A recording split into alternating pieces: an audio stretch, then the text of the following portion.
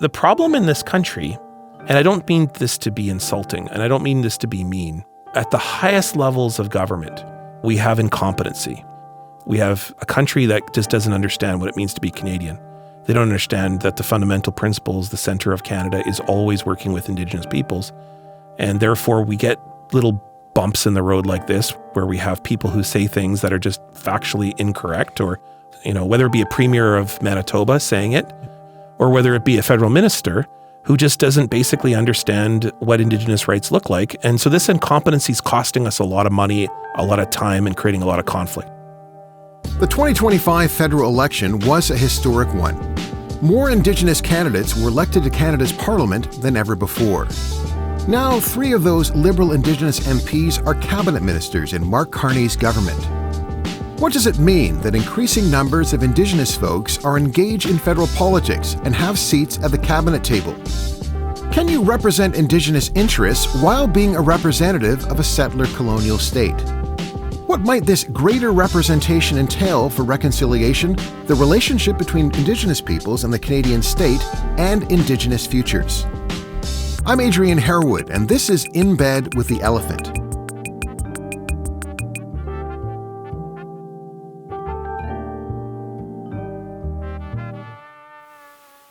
In 1885, the then Conservative Prime Minister, Sir John A. Macdonald, extended the federal vote to First Nations people, but it was limited. The right to vote was only granted to so-called civilized First Nations men over 21 who met property qualifications and who didn't live on reserves. Most status Indians at the time were excluded from voting. Just 13 years later, in 1898, the right of those First Nations men to vote was revoked under the Liberal government of Sir Wilfrid Laurier. First Nations people were effectively prohibited from voting federally while maintaining their Indian status for over 60 years. They could only vote federally if they renounced that status, a process called enfranchisement. Métis and Inuit peoples tended to have more access to voting rights. Inuit peoples officially gained the right to vote in federal elections in 1950. It was only in 1960, under the government of Conservative Prime Minister John Diefenbaker, that First Nations people living on reserves were finally granted the unconditional right to vote in federal elections. Niigaan Sinclair is one of the most creative, provocative, and dynamic thinkers of his generation. As a journalist, academic, and son of the late lawyer, jurist, senator, and chair of the Indian Residential Schools Truth and Reconciliation Commission, Murray Sinclair, he spent his life and career thinking about the relationship between Indigenous peoples and the Canadian state. In his 2024 Governor-General Award-winning book of nonfiction, Winipek, Visions of Canada from an Indigenous Centre, Niigaan Sinclair outlines new transformative possibilities for healthier and more productive relations between Indigenous people and Canadians. He imagines a new politics, proposes a collective immersion in Indigenous histories and philosophies, and a return to Indigenous practices in order to inform our collective way forward. Niigaan Sinclair is a professor at the University of Manitoba, where he holds the Faculty of Arts Professorship in Indigenous Knowledge and Aesthetics in the Department of Indigenous Studies. He's also an award-winning columnist for the Winnipeg Free Press. Niigaan Sinclair, welcome to In Bed with the Elephant. Thanks for having me, Adrian. So Niigaan, the Liberal Party of Canada wins a 4th term. Mark Carney is the Prime Minister of Canada. The Conservatives finish as bridesmaids, they used to say, or in 2nd place once again. What did this election, what does it mean from your vantage point? It's not just that there's a 4th Liberal mandate, but it's the 3rd minority. And that says, I think, a lot about the state of Canadian politics, and particularly when it comes to what has been a very progressive time in Canada. Think about the time period over a decade ago now with Stephen Harper. We're debating whether people could wear hijabs, whether Indigenous leadership could meet on their own terms with the Prime Minister, where we were talking about a very rancorous time in Canadian political history.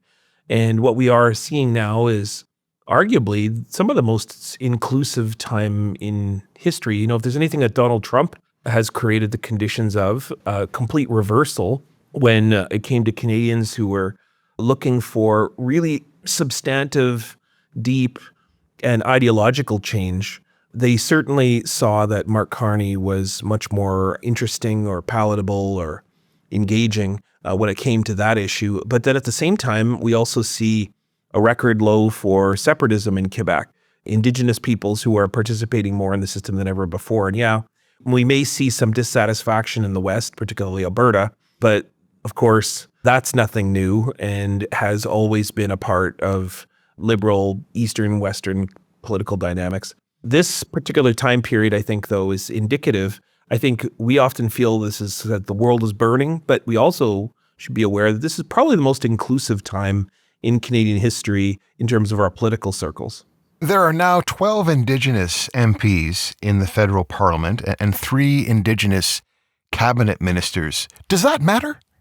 Oh, absolutely it does. It's not just that you're seeing 12 Indigenous MPs, but you're seeing areas that have been historically never included within government, and particularly the cabinet. There's really significant moments when it comes to thinking about, who are we talking about when we're talking about those 12 Indigenous MPs? On the Conservative side, you'll see that there are Indigenous MPs from BC, which are some of the really radical, aggressive, but also innovative and creative ways that people have escaped living under the Indian Act. The 2 major Indigenous MPs in the West are both representative of northern ridings, huge swaths of territory that involve both Indigenous and Canadian peoples, but also the fact that they are, Buckley Belanger representing Saskatchewan under the Liberal banner for the first time. And in Manitoba, Rebecca Chartrand, who defeated longtime NDP incumbent Nikki Ashton, and has another huge swath of territory. And then on top of that, we're asking Rebecca Chartrand to take care of the North in the cabinet. It's no surprise that many of those Indigenous MPs are women who are historically the most disenfranchised in history. There are some very significant inroads and steps that Indigenous peoples are taking to become part of government at decision tables. And in the past, we've seen predominantly non-Indigenous perspectives of Indigenous issues for Indigenous peoples to be at that table. And 3 of them in particular will be a significant change for this government. And particularly when this Mark Carney is promising a build, baby, build agenda, they will talk about reconcile, baby, reconcile. Niigaan Sinclair is now the first Indigenous head of Indigenous Services. What kind of difference do you think her position now in the cabinet, what kind of difference will it make for Indigenous communities across the land? Well, on one level, there's 2 ways to see this. There's a glass half full way and glass half empty way of seeing it. So it's easy to see a glass half empty way. The glass half empty way would be that we're talking about a massive institution with a brutal, terrible legacy, the Canadian government, with Indigenous peoples. It's very difficult to move that aircraft carrier of a system. It's full of problematic bureaucrats and peoples who are stuck in toxic cycles when it comes to the treatment of Indigenous peoples. The fact is that we still have a hierarchical Crown, First Nations, Métis, Inuit relationship in the country that is dominant, that is dictatorial, that is not interested at all in Indigenous rights, or is interested only in making an empty territorial acknowledgement and not actually sharing the land. So on one level, you can definitely see this as a glass half empty way of approaching it. I also think there's a glass half full way of approaching it, which is Niigaan Sinclair has history as a Grand Chief. She understands resource development, but particularly she understands life as a First Nations person. As a person who has inherited colonialism, if you live on a First Nation, you know the granular details of what it looks like when you have your community center burnt down, or whether you have a suicide epidemic in a community that comes from a lack of resources or flooding, or that comes from the fact you have to pay $40 for ground beef at the northern store because the federal government removes the northern food subsidy because they want to serve the northern store lobby.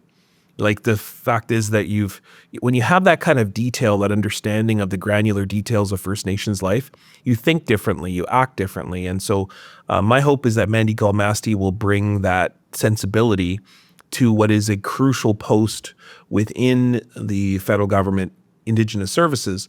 She is the first Indigenous minister of Indigenous anything And so her knowledge will be vital. And right now we have critical emergency situations happening in the north, for example, for Inuit people who have water main breaks in their community and are in our boil water advisory. They can't even get water to put out fires when fires are in the community. So having to send their patients to Montreal. So the reality is that you have to have a person who understands that, cares about it, and then can bring the attention of others to that issue.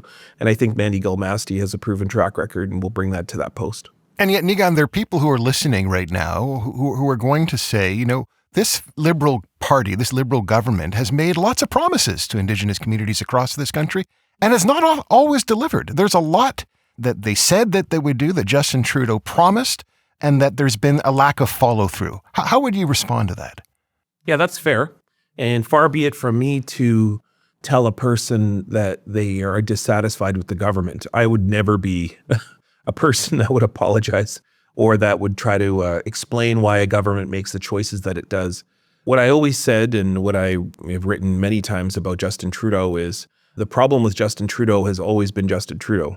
Justin Trudeau is, while a very, I think, well-meaning, well-intentioned person, and certainly was the only prime minister to ever care. No prime minister cared. The only other one would be maybe Paul Martin, but he didn't care enough to get reelected. So the fact is that Justin Trudeau gave us, 9 years of the most progressive steps in history for Indigenous peoples, but the bar was real low.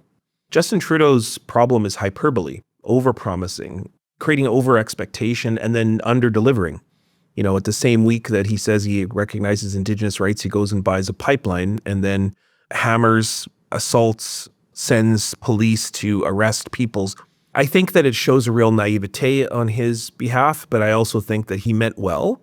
And the fact is he did repair most of the boil water advisories, a large segment of them, over 2/3 of them during his time in office. I think there are about just over 30 left. Is that right? Yeah, the fact is there's still 30 left, so he's still not at the point of treating Indigenous peoples like human beings. And I think Mark Carney, his promise to bring in the legal right to water, a human right for water, that says to you that we've got a Liberal government that certainly has learned from the legacy of Justin Trudeau and is much more focused on a tangible way in which they can deal with that issue, which is if you give First Nations legal right to water, then they're going to evoke that right. They're going to sue the federal government, and then that will take the attention of the government quite directly out of the hands of political will and put it right into a legal arena, which will then the government will have to deal with it. And I think that's a much more tangible way of approaching things than just expecting someone to put all their political capital in. What my argument is that reconciliation is the only thing to do. And I think Mark Carney's aware of that. That's why he puts 3 cabinet ministers at the table that are Indigenous. But I also think he's fully aware that if he's going to start an aggressive resource agenda, he better create, for instance, loan guarantees and partnerships for First Nations, or else they're not going to come to the table. You're striking a rather optimistic tone, I would suggest, Niigaan, but I'm wondering if the actual talk that occurred during the campaign should give you pause. It would seem as if there was really a lack of conversation about reconciliation during the campaign. There was a lack of focus on Indigenous affairs. And when there was talk about Indigenous peoples, it was in the context of resource extraction. It was a context of what can be done to boost the Canadian economy, the challenge that might be posed by certain Indigenous communities that might thwart some of that development. Is your optimism perhaps a bit misplaced?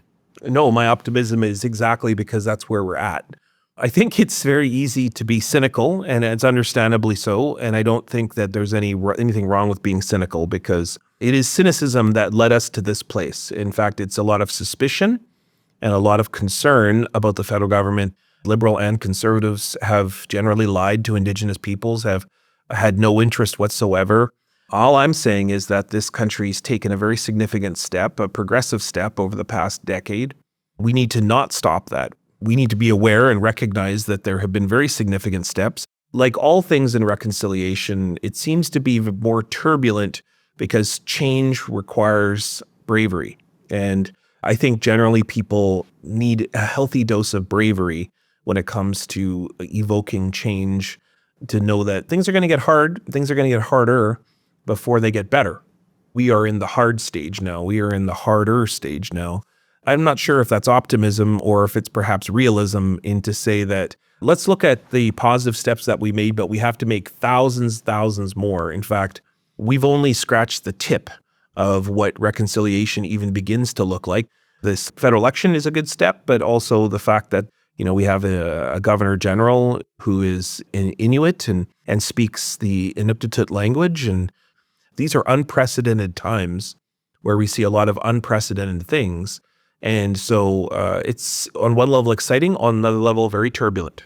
Niigaan, you alluded to this, early in our conversation, but in the wake of the threat to Canada's economy posed by Donald Trump's tariffs, coupled with his stated desire to make Canada the 51st state, there seems to be a drive amongst politicians across the country to fast-track infrastructure projects. How might this affect constitutionally protected Indigenous rights of consultation, accommodation, and consent? Yeah, this is the million-dollar question, because you cannot pursue anything involving the land. You cannot develop anything involving resources. You cannot touch anything that involves putting a shovel in a ground without talking to Indigenous peoples, without including Indigenous peoples at the front table, not the back table, not at the end of the negotiation with business or with industry or with hedge fund managers. You have to talk to Indigenous peoples first. There should have been an Indigenous person sitting beside Mark Carney when you meet with Donald Trump. And that's not just a symbolic gesture. That is a critical understanding of what it's going to take to be able to talk about sovereignty, to talk about what it means to build a country or a nation or an economy.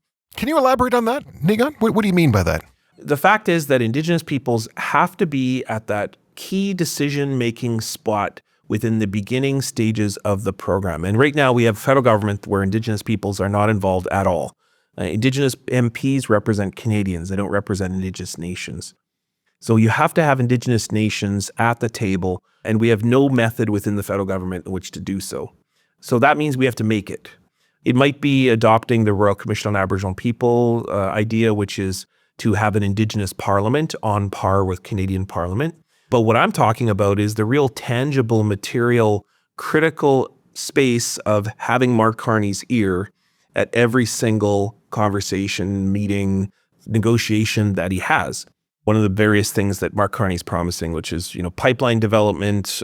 He's also talking about housing. He's also talking about how do we evoke claims on resources that are under duress, like with Arctic sovereignty, for example. Or, we could talk about that in terms of Alberta, whatever it might be. He has to have an Indigenous First Nations Inuit Métis person that he can access, in which he is working with those communities, with those elements, so that he has a sensibility. One of the concerns I've had about Mark Carney is that he spent so much time away from Canada that he, while being born in the North and while spending time in Edmonton, hasn't had a lot of experience with reconciliation, hasn't had experience with Indigenous rights. And so he may think, and I think most Canadians do, that you can somehow fast track things. You can somehow engage Indigenous rights and then just ignore historical mistrust, or just ignore the ideas that the whole basis of Canadian law is based on the fact Indigenous peoples' claim to land really doesn't matter. It can be done, though. Or, in Manitoba, Premier Wab Kinew was able to get resource projects done immediately. I don't think it's just because he's a First Nations person. It's because he appointed himself the Minister of Reconciliation as well as the Premier of Manitoba. That means that the buck stops with him. First Nations, Inuit Métis communities know when they're talking to the government, they aren't talking to some minister or some bureaucrat. They're talking to the actual person in which the buck stops right there. That means funding decisions. That means jurisdiction. That means you're operating with a good faith, trust. That's what that looks like. What does Premier Wab Kinew understand about reconciliation that perhaps Mark Carney at this point does not? What does Mark Carney need to know in order to pursue good relations with Indigenous peoples across this territory? Well, I don't know if Mark Carney doesn't know it, because I've only had limited conversations with the man. And in fact, the conversations I have had with Mark Carney have told me that he's a very engaged individual who is quite aware that Indigenous rights have to be at the center of conversations. The problem, of course, is that when the speed, the pressure, the demands of Parliament step up, you're going to see a lot of pressure put on to be able to move things quickly. And that's when the SWAT teams start getting involved. That's when court injunctions start getting involved. That's when you start to ignore Indigenous peoples because of the stress and the pressure of what it takes to try to aggressively put forth an agenda that will please Canadians. And the majority of Canadians at least will be watching you if they're not supporting you. And then, of course, you throw in all the other things that involve money, power, pressure, Donald Trump, those things. Mark Carney will be encouraged to speed up. And speed up always means Indigenous peoples are left behind. When you have somebody close to you in your ear, or in the case of Wabkanu, you are a First Nations person. You have granular understanding of what it takes to live on a First Nation. You have a understanding in which what the pressures are, what are the different stresses. What's it like to be engaged with an Indian Act that undermines your life at every single turn and results in your surveillance by police, results in your constant stress of whether you get to keep your kids because the child welfare system is watching every move and quickly will remove your children for very little cause. What will that be like? And so Wabkanu has that understanding. Mark Carney needs someone around him. He needs a close-knit set of advisors, and many of them need to be First Nations, Inuit, Métis, to be able to support his work. And he needs to be able to listen and take direction. He needs to learn that those things can move fast if you have a sensibility, a sensitivity, a way that you can position Indigenous rights at the center of every conversation. You can do it, but you have to be very careful, kind, considerate. You also have to be very inclusive. All of those things have to be operating all at the same time. So Niigaan, speaking of the Centre, your most recent book, Winipek, Visions of Canada from an Indigenous Centre, won the 2024 Governor-General Award for Nonfiction in Canada. And the book's argument is that Winipek could be the center of a new kind of politics, a different future, I would say, for both Indigenous and non-Indigenous peoples. First of all, what is this term Winipek? Because it's not Winnipeg. Winipek. Yeah. So Winipek is referring to the ecology or the watershed. So long story, as short as I can make it, is there was a huge glacier covered most of North America, drained, created the rivers and lake systems that we now know of. And Winipek is referring to the algae in the water. And what Cree people in the area who have always inhabited what we now know as the city of Winipeg noticed that when it rained, when there was things that entered into the earth, that when there was deforestation, forest fires and so on, that there would be a radical increase in algae. So this is a scientific word that's describing what's going on in the watershed. And that watershed stretches all the way to Alberta, to Saskatchewan, to Manitoba, to northwestern Ontario, even parts of Nunavut, Northwest Territories, North Dakota, South Dakota, Minnesota, Wisconsin, Michigan. And so everything flows into what we now know as Lake Winipeg. And that's really what that name Winipek is referring to. It's referring to this very intricate network where all the good, the bad, the great, the ugly things come and flow into. And we inherit that in the bottom of this giant funnel system in what's now the city of Winipeg. And what's the significance of that territory, this ecological space? Why is it so important? Well, I mean, historically, as I write in the book, there was treaties that were being made there as early as the 11th, 12th century in what we would now know as the downtown core of Winnipeg. There's evidence that there is shells going all the way south to the Gulf of Mexico, food, medicine, pottery going all the way out to British Columbia, what's now British Columbia, even the East Coast. And of course, we as Anishinaabe people are migrants from what's the New York area. And we settle there predominantly in about the 17th century. And there is this permanent Indigenous presence called Nestawea, which is a city that's in the downtown core of Winnipeg. It was called 3 Points. And it was people that came from the south. That's Anishinaabe people, us. There's people from the north. That's the Cree people on the Red River system. That's the north and south. And then, of course, the Assiniboine River system, which comes the Lakota, Dakota, Nakota peoples from what's now Brandon, Portage la Prairie, those kinds of directions, or what's Saskatchewan, you know. And so people all came and settled. And this was like a carrefour. This was a place where people met and actually had meetings. They had engagements. Yeah. There would be seasonal trading networks. We were historical enemies with the Lakota, Dakota, Nakota peoples, Anishinaabe, my peoples, but yet we lived together. I mean, when do you see that? People who are historical enemies. It's because we would form treaties there. We would have marriages. We would have naming ceremonies. You can still see this today. Like there's no difference, even though it's 2025, You see Indigenous peoples from all different nations walking around, living, and in many cases, what we now call homelessness, I call it re-inhabitation of our traditional territory. People who live in the downtown area, who trade. We now call that the Forks National Historical Site, people having meals and visiting together, but that's always been happening in that space for thousands of years. This was multiculturalism in practice. This was multiculturalism long before we had the term. Oh, yeah. Not only that, but you had people who were operating within governmental systems, so civilizations, and these are, interdependent trading networks, economies.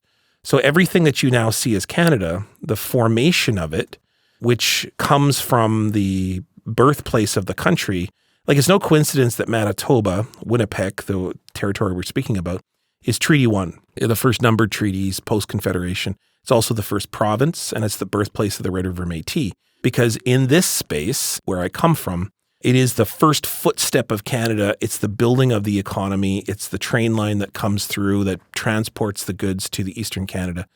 We are the birthplace of this now project called reconciliation, and we have been at this the longest. So you kind of paint this picture, and as you've recounted, this is an area, Winipeg is a territory that is really a repository of so much history, right, in this land. But you see it, though, as being an area, a territory that points the way forward. Winipeg actually provides us with a window, perhaps, into our future. Yeah. Can you elaborate on that? Well, first and foremost, I think that one of the motivating factors of this book is I was very tired of having reporters from major urban centers, Toronto in particular, come to Winipeg for our, coffee break and be assigned some story on a weekend and then suddenly say we're the darling or the dud of the country. And I was just sick and tired of it. And the most notable one is the Maclean's cover calling Winipeg the most racist city in the country. In 2015. And just absurd, just the most stupidest thing I'd ever seen in my life because, have you been to Saskatoon? Have you been to Vancouver? Toronto, I think, is the most racist city in the country, not just because there's issues, there's political issues, there's people who are cast off. It's that they don't want to talk about it. Nobody wants to recognize that they are a very significant inheritor and perpetrator of colonialism. And I think that denial is probably the worst form of racism. It's, at least when you're overt about it, you can address it in some way. And so I just think it's absurd. And nobody wins when you play the racism Olympics. And so I was just sick and tired of this. But if you want to point a finger at Winipeg, all the markers are there. We have the most amount of kids in the child welfare system, Indigenous kids. We have the most amount of men, in particular Indigenous men, in the jail system. We fill up the entirety of diabetes markers, suicide epidemics, most amount of poverty. We got it all in Winipeg. We are the inheritors of Canada's genocidal treatment of Indigenous peoples. The thing about it is, as I said earlier, we have been at this the longest, and we are the first footstep of the country. We have inherited the Indian Act at its fullest force.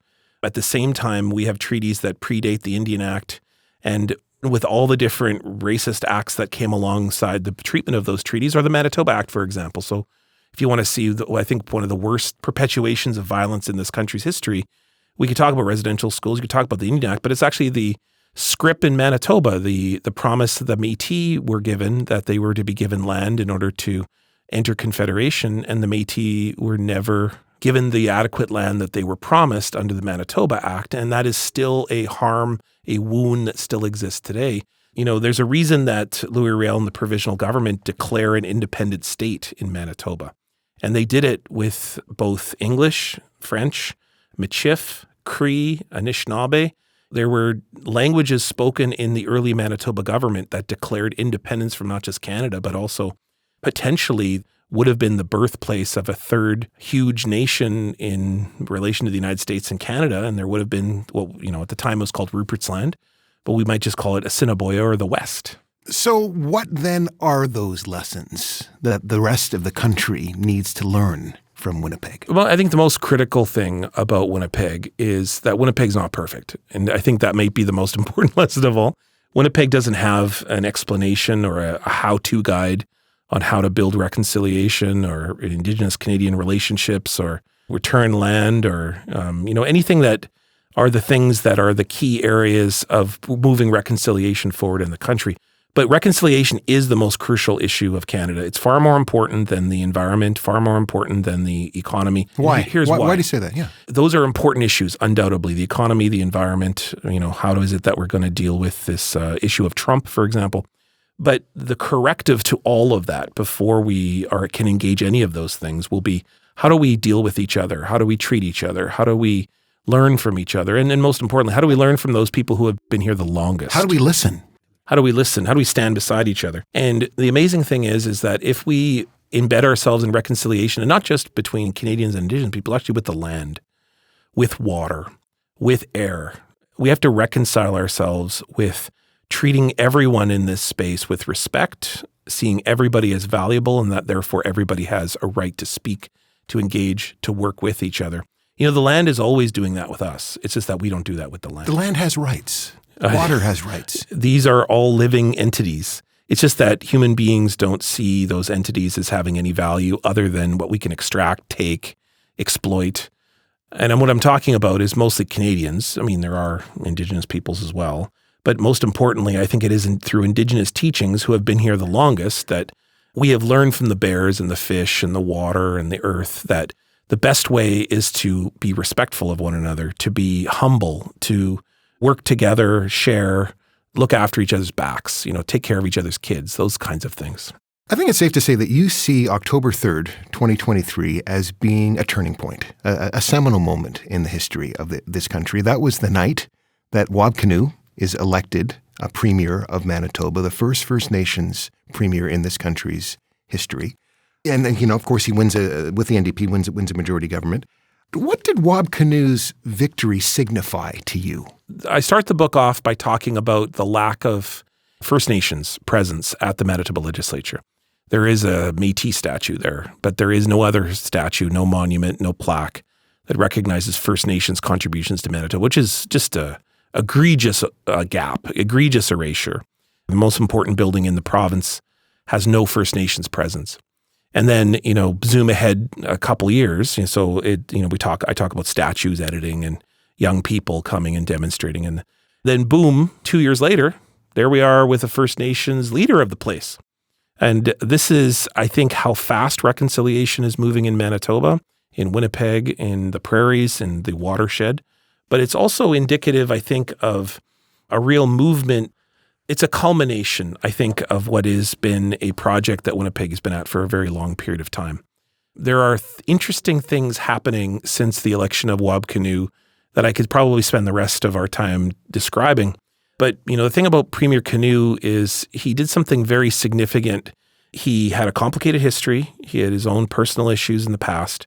He gave a very famous speech at the Canadian Mennonite University during the election campaign, basically saying, I'm asking for a second chance. Manitoba's recognize what second chances look like because we are the place of birth and possibility. That's not quite a quote, but that's generally what he said. And then they gave it to him. Then Manitobans believed in him. But they also rejected a politics from the other party, the governing Conservatives, that was saying Indigenous female remains in landfill sites, which were killed by a serial killer, don't matter. It wasn't feasible to do it. Yeah, and used the famous word feasibility. It was feasible to look for billionaires in a submarine at the bottom of the ocean joyriding and looking at the mess of the Titanic, but not feasible to go into a landfill in Manitoba. And so that's just egregious. That's just outright racist. And Manitobans rejected that. Not all, about 60% of them did. And they believed in putting the power in a First Nations premier. And he's now not only incredibly popular, but popular in areas that the NDP has never been popular since going back to the 80s and the Howard Pauley days. So he's like riding around a 75% approval rating in Manitoba, even in very high conservative areas. And that's indicative of, I think, a lot of things in Manitoba that are all intersecting at the same time. And popular across the country. There are many people who wish that he could be prime minister. I know Mark Carney is the new prime minister, but many people have talked about Wab Kinew as being a future prime minister. But in his first speech as premier, he announced that he was appointing himself the Minister for Indigenous Reconciliation and said this to the leaders of Indigenous governments across Manitoba, quote, "Our government will recognize you for what you are, the leaders of governments just like the other order of government across Manitoba, Canada, and all across North America." And you say that with that statement, Manitoba's new premier, Wab Kinew, rewrote Canada's Constitution. How so? And why is that such a radical statement that he made? It's because First Nations governments, never mind Métis governments, but First Nations governments in particular, are treated as fourth-level governments in the country. They're treated as, for the most part, wings of Indian affairs or wings of the federal government, which, of course, if you ask First Nations people, we would say absolutely not. We are partners in Confederation, and we are on par with the federal government. If anything, actually, we are on par with the Crown. We have treaties with the Crown. So we actually supersede the federal government in terms of discussion over resources, for example, or lands or resources. The one thing that Wab Kinew did is by saying, I recognize you as legitimate governments, he did two things. One is he said, I'm going to deal with you as governments, so I'm not going to go through Ottawa. I'm not going to go through the Minister of Indigenous Affairs to talk to you. You can talk to me as a premier. And then the second thing is he also appointed himself the minister in charge of reconciliation. And so what he said was at the very highest office of the land, Indigenous issues, which are usually in a department, are going to be in the highest office of this place. The buck stops here, as he says. Can you imagine if a prime minister had done that? Because not only obviously a very wide scaling big job, but it would also deal very quickly with the issues that we have conflicting around resource development, because we're often having to deal with a minister who then has to check up the food chain. It's not treating governments with respect. I guess the question I wanted to ask is, what difference is this going to make? What will this approach mean possibly for the future of the country? Well, I can list off the accomplishments, but I don't want to be a PR person for the NDP government in Manitoba, but I'll just say it's created a series of achievements. Like what? The passing of resource development projects that took other provinces like the province of Ontario 35 years, the Ring of Fire. They can't get any shovels in the ground. Wab Kinew got a shovel in the ground in just a few weeks in Manitoba by working with First Nations for resource development. One thing that also is very fascinating is Wab Kinew has, alongside Doug Ford, became a sort of Batman and Robin situation of Captain Canada when Justin Trudeau resigned and fronted in many ways the Canadian response to Donald Trump. In fact, if you see in Manitoba, Premier Kinew did very sort of satirical Trump-like press conferences in which he would sign executive orders to ban American liquor, for example, but he would do it in the form of Trump. He's very savvy in terms of the media because he's a former reporter himself. And I think that combining that with the fact that he is very significantly aware that 20% of Manitoba is Indigenous, that this has been a highly neglected population, and that it is very publicly favorable to invest yourself in reconciliation in Manitoba because everybody works beside, lives beside, or is married to an Indigenous person. This is a lot of intersections all at the same time that shows that business is not usual in Manitoba, where the rest of the country is taking a hard right politically with most premiers, especially Daniel Smith, Scott Moe. In Manitoba, there is not really a hard shift left. It's actually probably a more centrist shift, but is absolutely one with Indigenous peoples at the center. So Wab Kinew talking about the need for the provincial government to speak with, to deal with Indigenous governments as equals. And then the Justice Minister, Sean Fraser, the other day, says that with these nation-building projects, First Nations don't have a veto. How did that strike you? How did that? So this is the problem. The problem that we have in the country is something that's very systemic. The systemic problem is something we gestured to earlier, is that Indigenous governments are seen as second-rate, fourth-level, not in the national conversation governments. And this is precisely the problem. If you read the United Nations Declaration on the Rights of Indigenous Peoples, Bill C-15 and passed by the Trudeau Liberals in the last minority government, First Nations governments and Métis governments, Inuit governments as well, but particularly First Nations because there are treaty holders. There are specific, innate, centered relationships that this country has involving sharing the land that is special, unique, and legal, constitutional. That means that Indigenous peoples have to be at the front table, not the back table. Even the word consultation is insulting. They call it the duty to consult. It's not a duty. It's a responsibility this country has taken on by sharing the land with other peoples. Can you imagine if you agreed to live in an apartment with somebody and then you decided to do everything, change the drapes, install new kitchen appliances, do everything under the sun, make big pictures of yourself everywhere, in the building, make 100% on how the building will be used, what will happen in the building, do everything possible with never talking to your roommate, or talking to your roommate a year and a half after you did it already, or, worse of all, plan of everything, even commit to agreements with businesses and contractors to do that renovation.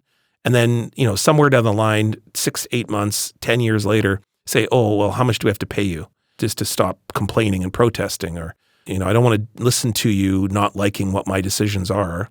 And so we're going to call that consultation.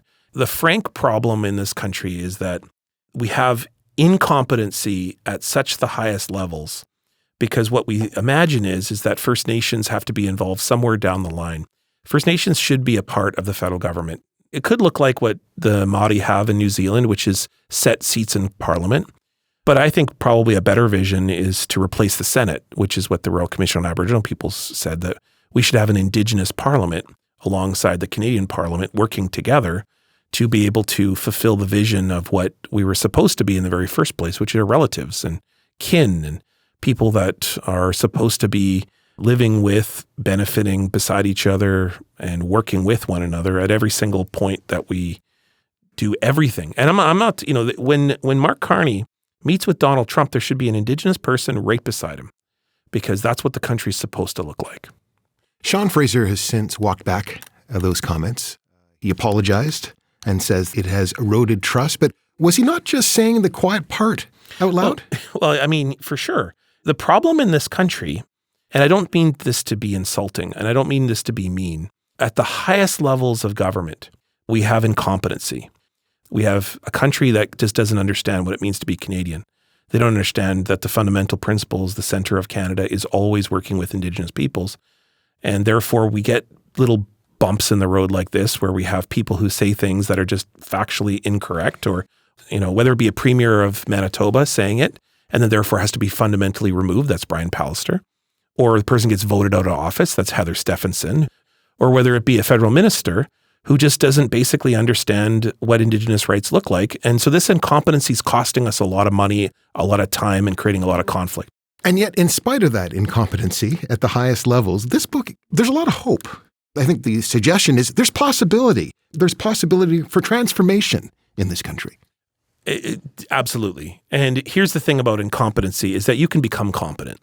You just have to listen, and you have to work with, and you have to make sure that you're humble, and that you have to listen, then you learn, and then you commit, and then you act, and then you repeat.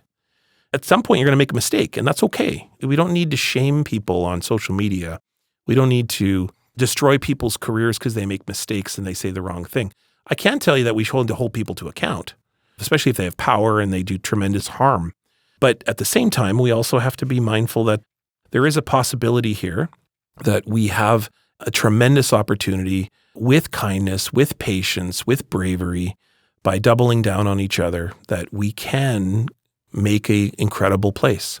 We can make a place with all the justice that we purport this country to be. We can make a place in which every single person can eat and every single person can have medicine. Every single person can be welcomed. We can do that. We can do anything if you put your mind to it. And if there's enough bravery and enough honesty, enough humility, and enough kindness, we can do anything. What I hope in this book is I show instances of examples of that within what I've seen. And let me tell you that I am no barometer of excellence. I have made many mistakes myself. I am not wagging a finger at anybody because I'm fully aware that there's 3 fingers pointed back at me. I've made lots of mistakes. I'm not perfect, but I am someone who can appreciate when I see people working hard to try to learn, live, love one another. And I see that a lot in Winipek, where I come from. I also see that a lot in Northwestern Ontario, in Saskatchewan. These are high proportional Indigenous populations. And I see it in pockets throughout the rest of the country where people are standing up for each other, making sure that everybody's included, and living that the things that we purport to be, which are a multicultural country built on peace, justice, relationship, that the treaties matter, and then most of all, that when we work together, when people benefit collectively, then everybody gets to benefit. Everyone gets to experience peace together. Niigaan Sinclair, thanks so much. Yeah, miigwech, thanks. You've been listening to In Bed with the Elephant on Ricochet Media. Producer and sound engineer, Dave Sarazin. Executive producers Ethan Cox and Andrea Houston. Music by Parker Harewood. Graphics, Connor Killoran. I'm Adrian Harewood. I'll talk to you next time.